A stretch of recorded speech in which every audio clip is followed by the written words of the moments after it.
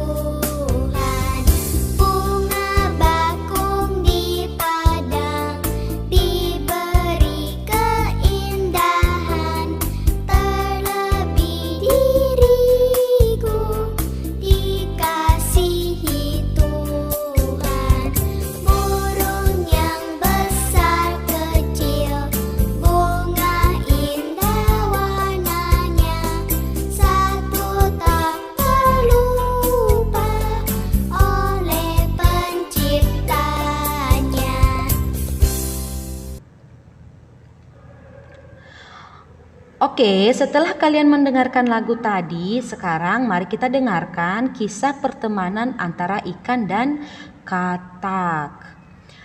Ada seekor katak yang sudah lama hidup di darat. Suatu hari ia kembali ke air karena akan bertelur.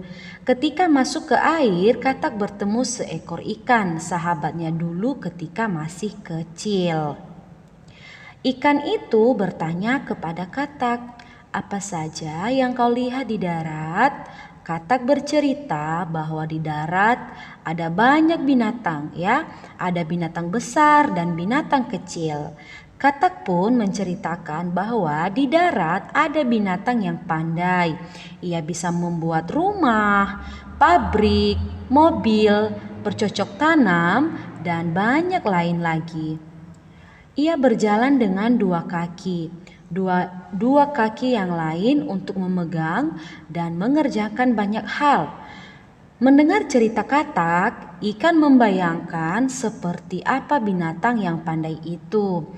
Bayangan yang muncul dalam pikiran ikan adalah binatang itu bersirip 4, 2 sirip dipakai untuk berenang dan 2 sirip lagi dipakai untuk mengerjakan hal-hal yang lain. Nah, itulah kisah tentang percakapan antara ikan dan katak. Nah, anak-anak, dari cerita tadi kita mendengarkan bahwa Katak menceritakan kepada ikan bahwa di darat banyak binatang dan binatang yang disebutkannya itu ada binatang kecil dan ada binatang yang besar. Nah, tetapi di sini Katak menyebutkan manusia sebagai binatang yang pandai. Ya, dia menyebutkan manusia itu sebagai binatang yang pandai. Bagaimana tadi kepandaian manusia yang diceritakan oleh Katak? Yaitu dia bisa membuat rumah, ya. Dia bisa membuat mobil, bercocok tanam, dan bekerja di pabrik. Namun, ikan tidak dapat memiliki pengetahuan tentang bagaimana bentuk manusia yang sesungguhnya. Lalu, ikan berpikir bahwa gambar yang dikatakan oleh Katak ini adalah seperti dirinya, ya, seperti dirinya sendiri atau seperti ikan, di mana manusia yang bisa bekerja itu, yang bisa membangun rumah, yang bisa bercocok tanam, dia ibaratkan seperti dirinya, di mana dia memiliki 2 sirip untuk berenang dan 2 sirip lain untuk bekerja atau melakukan hal-hal yang lain.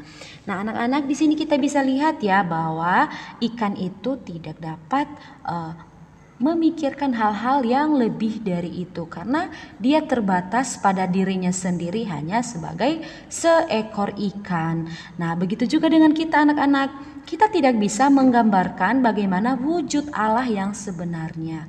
Ya, kita tidak bisa melukiskan bahwa Allah itu seperti ini, seperti itu. Nah, tetapi Allah itu adalah Maha Kuasa yang melampaui segala akal budi manusia dan kita tidak bisa masuk untuk mengetahui bagaimana sisi Allah, tetapi kita bisa merasakan bagaimana sifat Allah, ya, yaitu dia hadir dalam diri Yesus Kristus sebagai manusia. Allah hadir dalam diri Yesus yang mengasihi manusia, memberikan nyawanya untuk manusia dan orang-orang yang dikasihinya. Nah, itulah sifat Allah yang kita kenal dalam diri Yesus Kristus. Nah, setelah kita mendengarkan tentang kisah Katak tadi, kita akan mendengarkan kisah Santo Agustinus, seorang bapak gereja yang beriman kepada Tuhan. Beginilah kisahnya.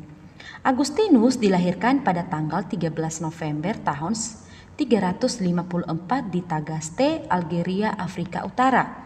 Ayahnya bernama seorang Patrisius, seorang kafir. Kafir di sini anak-anak, dia tidak percaya kepada Tuhan atau dia tidak percaya kepada Tuhan, tetapi dia lebih percaya pada hal-hal yang pengetahuannya atau hal-hal yang tidak sesuai dengan yang diharapkan oleh orang Kristen. Nah, Agustinus ini memiliki ibu yang bernama Santa Monica.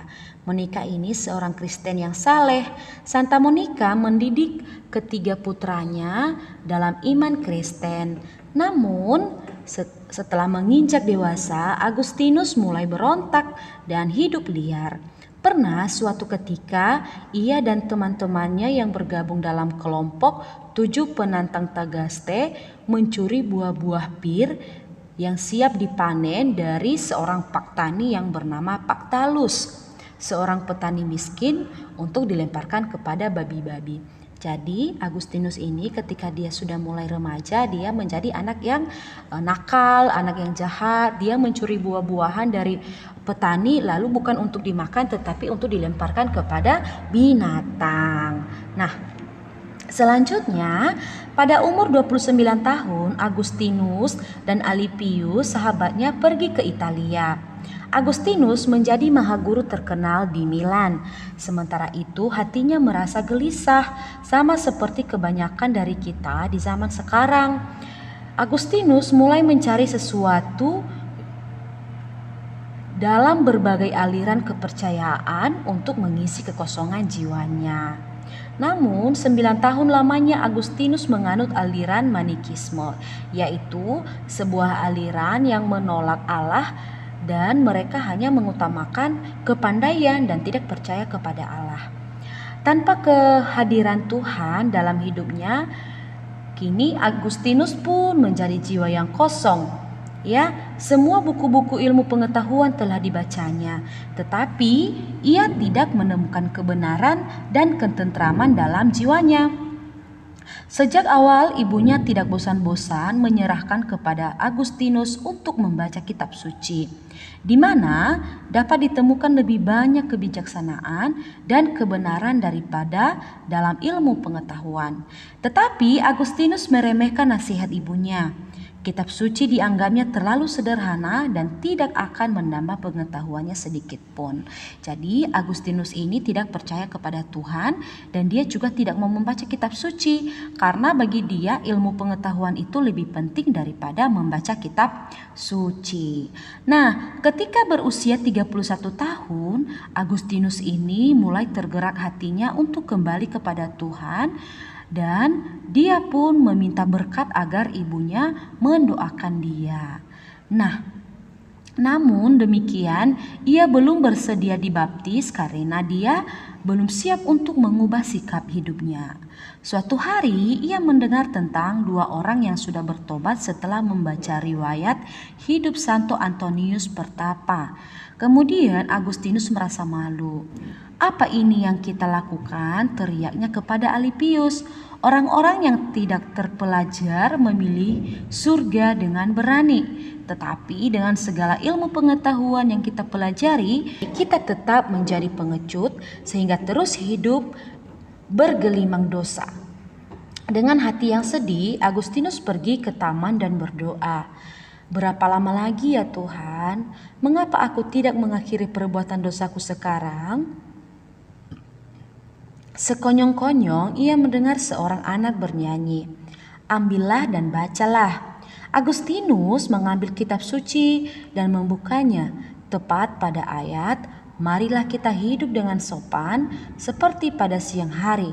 Kenakanlah Tuhan Yesus Kristus sebagai perlengkapan senjata terang dan janganlah merawat tubuhmu untuk memuaskan keinginannya." Nah, sejak saat itu anak-anak Agustinus memulai untuk hidup baru di dalam Tuhan. Kemudian pada tanggal 24 April tahun 387, Agustinus dipermandikan oleh Bapak Uskup Ambrosius. Ia memutuskan untuk mengabdi diri pada Tuhan dengan beberapa teman dan saudaranya. Lalu Agustinus pun menjadi orang yang saleh dan menjadi orang yang beriman kepada Tuhan. Lalu setelah itu Agustinus dikatakan sebagai orang yang sangat taat dan beriman kepada Tuhan. Dia menjadi pengkhotbah yang paling bagus. Banyak orang yang percaya dan percaya kepada Kristus kemudian dibaptis kembali dalam gereja Katolik. Anak-anak, inilah contoh teladan kita Bapak Agustinus, di mana dia dulu adalah seorang yang tidak percaya kepada Tuhan, tetapi pada akhirnya dia menjadi pengikut Kristus yang sejati. Nah, anak-anak, demikianlah tentang kisah Santo Agustinus, di mana dari awal hidupnya dia menjadi orang yang sangat memberontak. Dia menjadi anak yang nakal dan akhirnya setelah dia merasakan kehadiran Tuhan dalam hidupnya, dia pun kembali kepada Tuhan. Nah, anak-anak, apakah kamu percaya kepada Tuhan? Apakah pernah merasakan kebaikan Tuhan? Dalam bentuk apa kebaikan Tuhan itu? Siapakah Santo Agustinus? Apa yang dilakukan oleh Santo Agustinus untuk mengenal Tuhan? Nah, anak-anak, Santo Agustinus adalah seorang yang tidak percaya pada Tuhan. Dan pada masa mudanya, Agustinus dipenuhi dengan kehidupan yang liar, namun hatinya merasa gelisah dan kosong. Ia mencari-cari sesuatu dalam berbagai aliran kepercayaan untuk mengisi kekosongan jiwanya. Tetapi tanpa kehadiran Tuhan dalam hidupnya, jiwanya tetap kosong.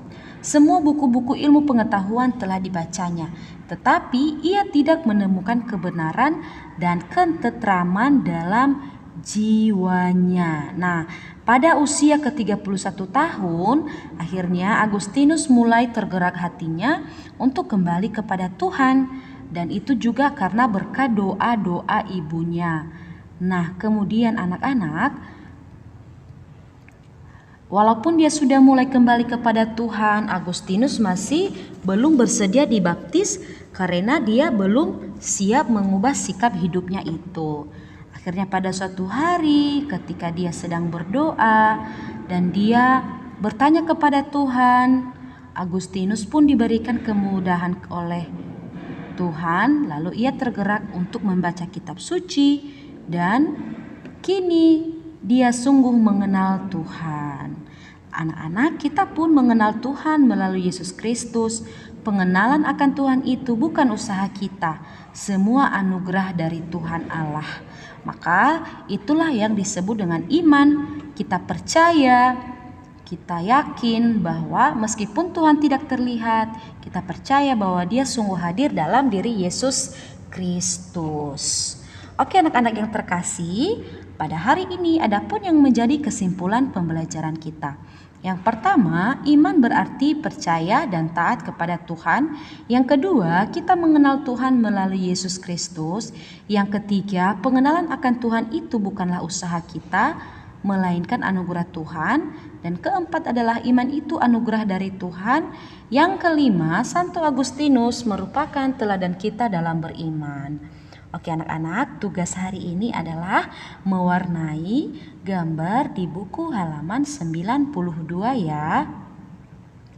Baik, untuk menutup pembelajaran kita hari ini, kita berdoa atau bersama-sama mengucapkan doa iman. Dalam nama Bapa dan Putra dan Roh Kudus, amin. Allah Tuhanku, aku percaya bahwa Engkau satu Allah tiga diri, yaitu Bapa, Putra, dan Roh Kudus. Bahwa Allah Putra menjadi manusia untuk kami dan wafat di salib. Bahwa Engkau membalas yang baik dan menghukum yang jahat. Aku percaya akan semua yang telah Kau wahyukan dan Kau ajarkan dengan perantaraan gereja kudus-Mu. Aku percaya dengan teguh akan semuanya itu. Sebab yang mengatakannya Engkaulah yang maha tahu dan maha benar. Tuhan, tambahkanlah imanku.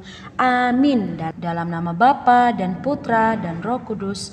Amin. Oke anak-anak, terima kasih. Tetap semangat ya. Tugasnya dikerjakan hari ini dan dikirim ke WA Miss kalau sudah selesai. Sampai jumpa. Tuhan Yesus memberkati. Bye-bye.